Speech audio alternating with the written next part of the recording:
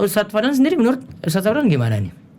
Iya memang terutama beberapa bulan yang lalu kan ya sempat rame gitu kan ya tentang ya ada semacam gesekan lah antara teman-teman dengan Muhammadiyah. Sebenarnya saya melihat dari jauh itu kok. Sudah mau ini Ustadz ya. Kayaknya antum nggak komentar apa-apa kayaknya Ustadz ya. Iya, saya kemarin biarkan aja lah. Jadi memang banyak sisi Ustaz. Ya. Ya menurut saya ya ada sisi di kanan, ada sisi di kiri. Insyaallah. Itu yang saya amati gitu ya.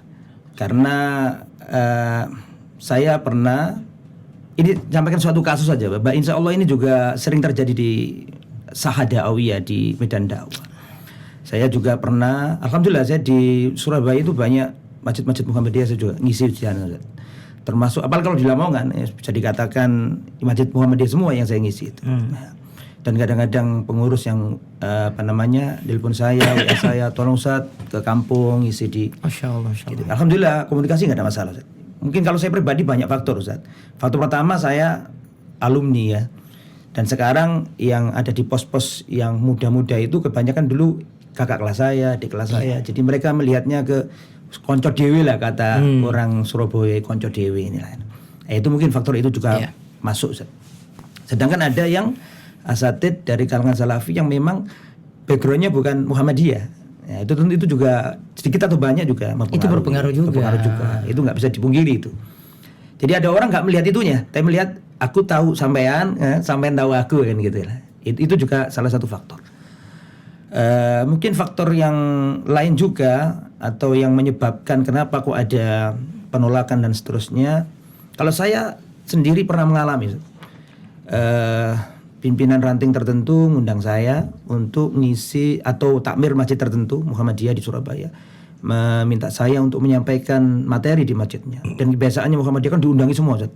Diundangi semuanya, ranting ranting itu diundang ya. Sehingga masjid penuh. Masjid itu penuh Ustaz. Ya otomatis orang Muhammadiyah yang datang ini. Tapi ya ini kan saya jujur aja supaya introspeksi semua lah, ini banyak sisi yang harus kita koreksi bersama. Kemudian ada ketika saya di depan ada sebagian teman-teman salafi yang ikut masuk. Itu hati saya sudah mulai bergejolak. Ya mungkin ini kan fenomena di lapangan mungkin sering terjadi gitu. Iya. Sebagian teman-teman salafi datang ya, mungkin ya seperti yang jenengan sampaikan. Ini saya nggak mengeneralisir ya, tapi sedikit aja saya rasa ini. Tapi kan kadang-kadang yang sedikit yang dilihat gitu loh. Ada teman-teman yang langsung di depan, ya memang nggak apa-apa sih di depan. Tapi kan kadang-kadang mungkin kurang nyapa, kurang apa. Tapi itu menurut saya bukan itu intinya Ustaz. Intinya adalah ketika dibuka pertanyaan. Nah ini lah, sedangkan saya nggak siap karena saya taunya ini kan acaranya Muhammadiyah. Datanglah teman-teman ini, masya Allah. Niatnya mereka baik sih, mungkin mengamalkan hadis Jibril alaihissalam. Ya, soal jawab. Sudah tahu ilmunya tapi ingin orang lain tahu. Ya mungkin niatnya menjadi Jibril atau ya berposisi seperti itu. Sehingga pertanyaannya kali yang muncul itu seputar Ustaz apa hukumnya jenggot? Apa hukumnya maksudnya memanjangkan jenggot atau mencukur jenggot, dan apa hukumnya misalnya isbal. Padahal itu takmirnya isbal semua. Padahal itu juga takmirnya juga saya juga ya inilah teman-teman kadang-kadang tapi sekali lagi itu nggak semua ya. Tapi kadang-kadang yang sedikit itulah yang dilihat oleh teman-teman Muhammadiyah gitu. Berarti Ustaz Fadlan jawab nggak itu? Setelah itu saya jawab sebisa saya dengan bahasa yang bagus, dengan bahasa maksudnya yang ya standar lah gitu. Setelah itu selesai kajian, pertemuan kedua yang masjid itu hasilnya penuh ya, berubah langsung. Iya salam. Banyak faktor itu. Dan alhamdulillah, tapi saya masih dipercaya di tempat itu. Padahal itu jelas-jelas pelangnya Muhammadiyah. Meskipun berkurang jauh ya karena kejadian tadi itu. Tapi saya tetap diberi untuk ngajar di situ. Dengan berlambatnya laun kita pelan-pelan akhirnya ramai lagi Ustaz. Alhamdulillah. Dari jadi saya mengambil kesimpulan ada isti'jal di situ. Iya Ustaz. Jadi kita nggak bisa untuk langsung. Pertama mungkin nyenengkan orang kepada ilmu, datang ke rumah Allah, senang sholat, senang belajar agama, itu kan sudah nilai plus sudah. Iya. Di tempat lain saya juga membuktikan Ustaz. Di tempat lain saya membuktikan anak teman-teman yang datang sudah saya peringatkan, ini bukan masjid kita, ini masjid orang lain. Antum sudah duduk yang bagus, anteng, biarkan mereka menikmati proses ini lah gitu ya. Iya. Ya, mereka saya sampaikan tentang keutamaan ilmu, pentingnya beribadah kepada Allah Subhanahu wa taala. Justru yang ada di lapangan, malah mereka ini nggak pernah saya suruh potong celana, tapi mereka akhirnya bertanya sendiri, Ustaz, kenapa jenengan kok seperti ini? Kok seperti ini? Ya saya, itu baru saya masuk. Dengan sendirinya mereka seperti itu. Jadi itu satu fenomena, Ustaz. Tapi ada fenomena lain, Ustaz. Jadi kita nggak bisa melihat dari satu sisi aja. Ya. Ada sisi yang lain. Di Surabaya, ya nggak apa-apa ini saya jujur aja di sini. Yeah. Ada masjid besar, Ustaz. Masjid besar Muhammadiyah. Kita membuat acara di situ, ya, yang undang saya juga orang Muhammadiyah, takmirnya juga orang Muhammadiyah. Akhirnya buat acara ramai sekali, Ustaz. Ramai sekali. Dan itu sampai parkir penuh. Mungkin ini teman-teman Surabaya yang dengarkan saya atau ikut acara ini insya Allah paham maksud saya. Di masjid mana barangkali bisa. Cuma nggak usah kita sebut lah. Parkir penuh sehingga sesak itu. Dan masjid itu cukup besar di Surabaya Barat lah. Tapi umum yang datang Ustaz? Umum. Muhammadiyah juga banyak, Ustaz. Nah, tapi setelah itu langsung turun dari cabang. Nama saya ditulis dengan jelas di situ. Bahwa Ustadz ya Fadlan Famsa tidak boleh ngisi di tempat itu surat perintah dari cabang ke Ranting. Padahal ini juga acaranya Muhammadiyah. Nah, saya di situ saya nggak tahu apa alasan saya. Saya juga berusaha untuk mencari mungkin apa yang bisa. Tapi sebenarnya dakwah luas ya, nggak harus dimanapun kita berusaha berdakwah. Gitu. Cuma kan kita nggak apa-apa introspeksi diri. Ada lagi di tempat lainnya gitu, Ustaz. Kita akhirnya mungkin ini sensitif banget ini kalau di Amerika. Tapi nggak apa-apa, ini juga sebagai koreksi bagi teman-teman Muhammadiyah ya.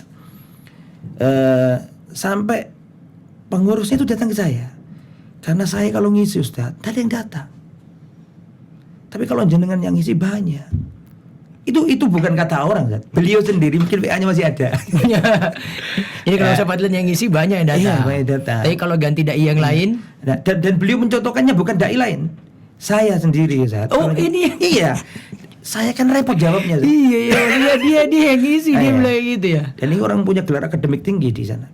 Itu. Ya, jadi ya mungkin ya, mohon maaf ini sensitif banget. Mungkin di situ ada juga jenis kecemburuan dan sebagainya. Jadi banyak sisi lah. Kalau menurut Anda sih kita nggak usah rivalitas, sinergi aja dalam kebaikan. Sinergi, Ustaz. Alhamdulillah di sini, Ustaz ya. Kalau kita Darussalim itu biasa bantu masjid, Ustaz. Kita ada program bantu masjid. Alhamdulillah kalau saya sendiri saya lebih percaya pada orang-orang Muhammadiyah untuk masjid-masjid tadi. Jadi mereka kadang datang minta bantuan di sini atau pas di daerah memang kosong nggak ada masjid. Kebetulan waktu itu yang terakhir ini ada satu masjid itu untuk 2 padukuan, Ustaz. Masya Allah. Jadi memang urgen sekali. Padukuan itu dusun ya kalau di sini. Iya, dusun. Jadi beberapa istilah di Yogyakarta ini agak beda sesuai dengan keraton ini. Betul. Desa jadi kalurahan, kecamatan jadi kapanewon, itu. Dusun jadi padukuan. Masya Allah. Jadi satu masjid ini di tengah-tengah 2 padukuan. Kalau saya sendiri, Ustaz, langsung aja serahkan. Punya orang-orang Muhammadiyah yang ngurus. Sudah saya serahkan ke mereka langsung. Peresmian sudah takmir pegang gitu, masjid tolong dijaga. Nanti wakafnya biar nanti kalian ngurus, nanti wakafin aja ke Muhammadiyah. Jadi masjid-masjid yang di sini saya selalu serahkan ke Muhammadiyah. Masya Allah. Bahkan ada sinergi di sini. Iya, Ustaz. Bahkan ada sekolah yang kita bangun juga ketika itu memang urgen sekali karena di dekatnya itu ada tempat yang biasanya dikunjungi dan peluang kristenisasi itu besar. Nah, kebetulan waktu dia minta saat kita bangun pondok ini ada asrama. Langsung saya umumkan, bantu datang banyak sekali. Masya Allah. Nah, saya serahkan juga nih, sudah. Ini sekolah, ini yang punya. Bukan kami. Kami cuma bantu aja. Masya Allah. Dan ada pondok juga milik Muhammadiyah, kita bangun masjidnya sudah. Sudah ini pondok sudah yang kuasai. Bukan kita gitu. Saya serahkan langsung. Dan setahu saya juga memang beberapa yayasan, Ustaz ya. Dulu Ustaz Ainul Haris, rahimahullah, Ustaz Abu Nida, ya. Terus Ustaz Muhammad Wujud. Kalau di Gunung Kidul, Ustaz, masjid yang ditunjuk, ya yang untuk masalah renovasi atau pembangunan ya, biasanya pembangunan awal dari awal. Kalau Ustaz Abu Nida itu dengan Pak Yerkam namanya kalau di sini di daerah Ponjong. Dia tunjuk beliau untuk survei dan lainnya ya. Itu pasti orang-orang Muhammadiyah. Karena saking percayanya Ustaz. Jadi sebenarnya dari dulu itu sinergi Ustaz, jalan. Kalau gitu kan asik gitu Ustaz ya. Iya. Betul. Karena saya heran kenapa kok harus dibentur-benturkan. Jadi kita memang nggak nguasai, sudah orang Muhammadiyah ini aja.